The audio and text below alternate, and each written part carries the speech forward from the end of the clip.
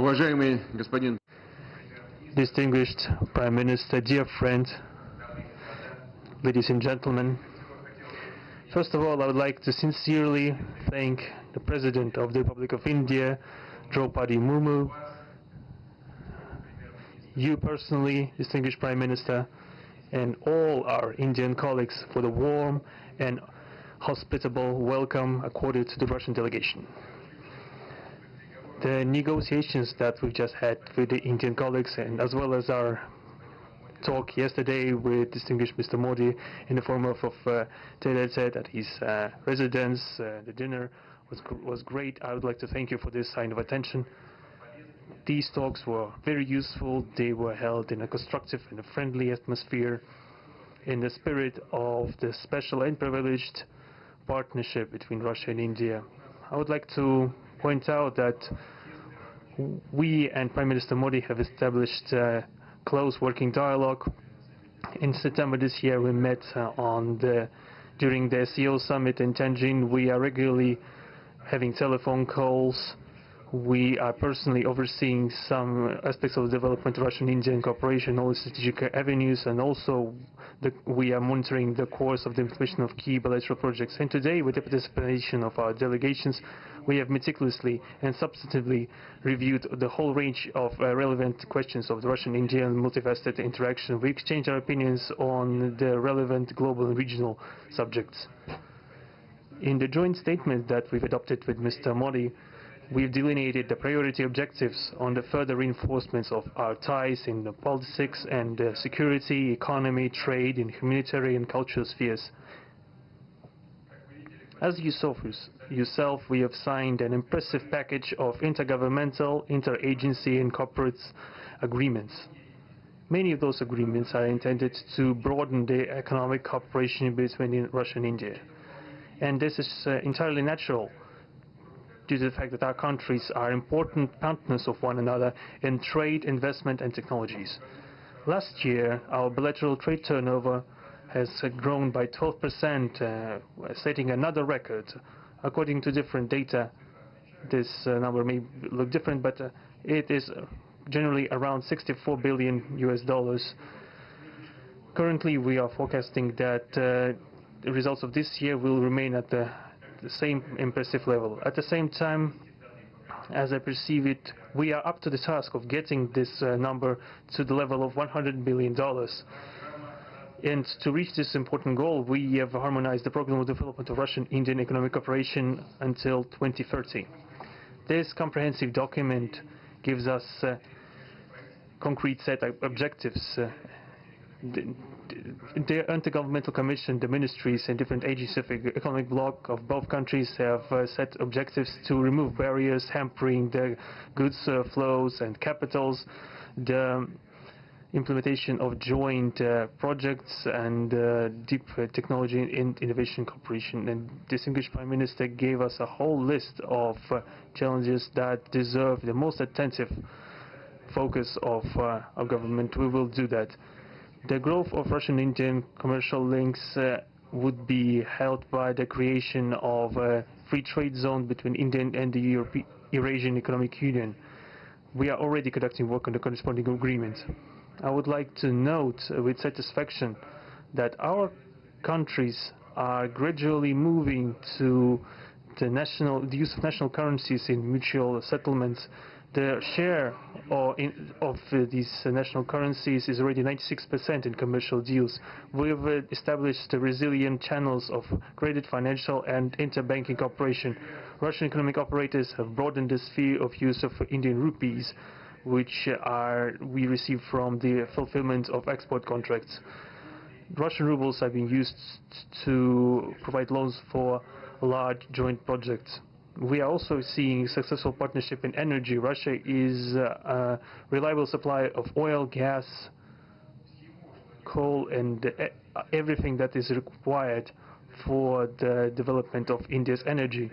We are ready to continue uninterrupted shipments of fuel for the fast-growing Indian economy. Of course, the bilateral interaction in energy does not limit to that.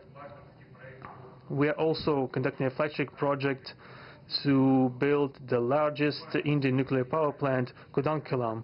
2 out of 6 reactor units have been already connected to the energy network, and 4 are still under construction.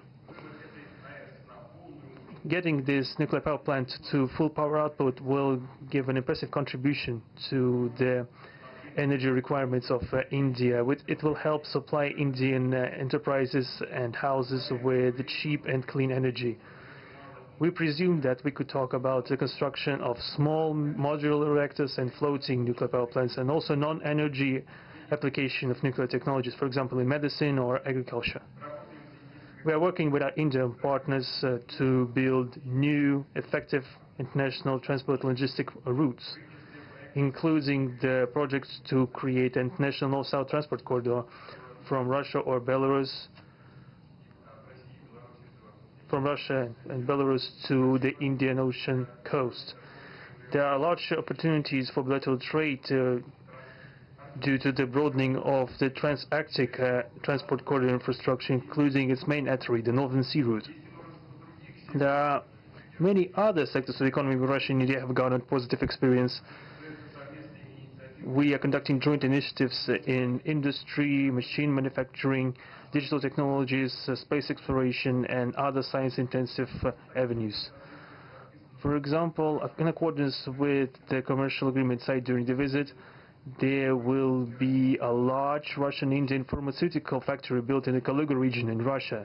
We will be starting the production of high-quality anti-tumor medicinal drugs using the advanced Indian technology.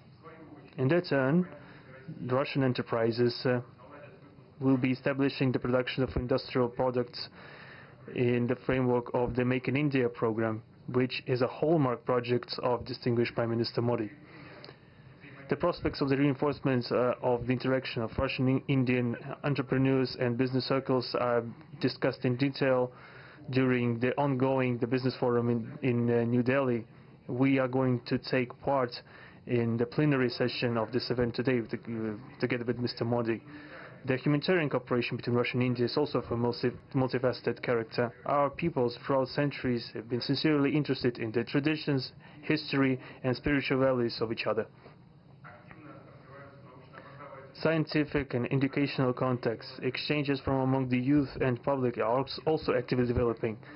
The regular alternating festivals of Russian Indian cinema are always popular. From year to year, we see the increase in tourist flows. Today, the Russian TV channel RT is starting its broadcast in India. The new channel will undoubtedly help the Indian audience to better know Russia and Russians, and also to receive an objective information regarding what is going on in our country today. While discussing the key global and regional problems, we have confirmed the consonance between the positions of our countries. Russia and India are conducting independent and self-sufficient foreign policy together with the like-minded countries in BRICS and SCO, and from among other countries of the global majority. We are promoting the processes of forming of a more just and democratic multipolar world order. We are defending the main principles of the international law enshrined in the Charter of the UN.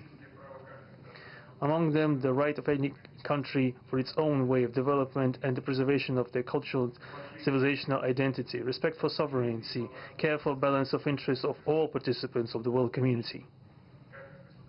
As state founders of the BRICS, Russia and India have done a lot of things, and continue to do more to increase the authority of the organization. As you know, next year India will assume the chairship in the BRICS. We will provide all necessary assistance to our Indian friends in the work on the relevant BRICS agenda. I would like to point out Russia and India are traditionally closely cooperating in the military technical sphere.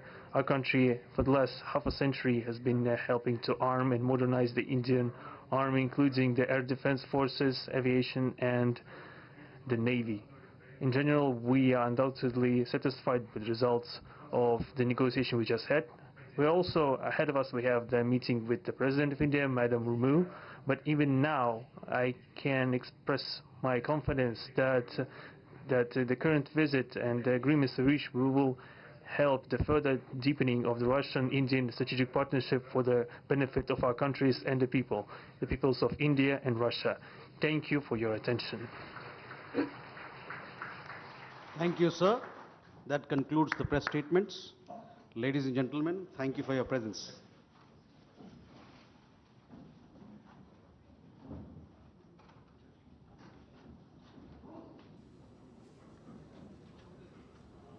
तो Hyderabad house से आप सीधा प्रसारण देख रहे थे, जहां रूस के राष्ट्रपति व्लादिमीर पुतिन और प्रधानमंत्री नरेंद्र मोदी के द्वारा प्रतिनिधिमंडल स्तर की वार्ता के बाद इस वक्त औपचारिक वक्तव्य दिए जा रहे थे और महत्वपूर्ण